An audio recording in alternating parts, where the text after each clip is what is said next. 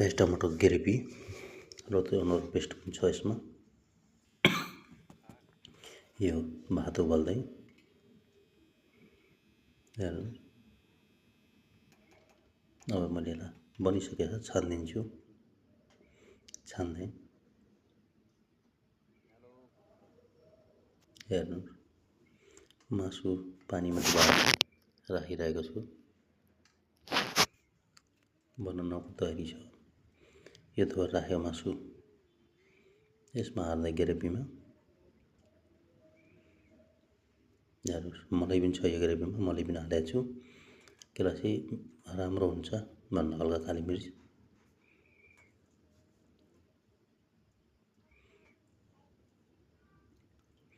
आधा किलो चामल, 1 किलो मासु,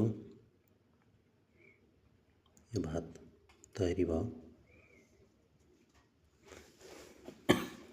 ल्याएर भात हालेर बिरानीको तयारी बनाउँदै।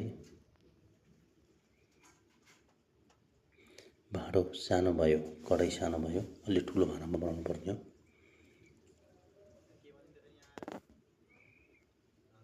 हेर्नु, सम्पूर्णले हेरेर लाइक कमेन्ट हान्न पनि नभुल्नुहोला। घरमै हो, सिम्पल तरिकाले बनाएको।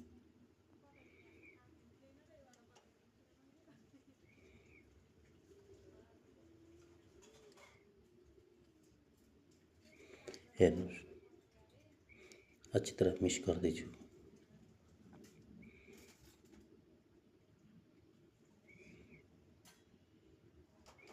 बिल्कुल सिम्पल तरिकाले बनाउँदै। यसमा काजु बदाम किसमिस केही पनि हालेको होइन, सिम्पल हो।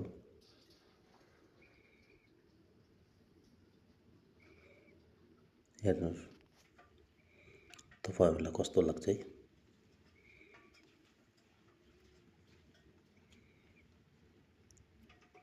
यो लेग पिस हेर्नुहोस्, राम्रो लाग्छ भने लाइक कमेन्ट हान्न नभुल्नुहोला।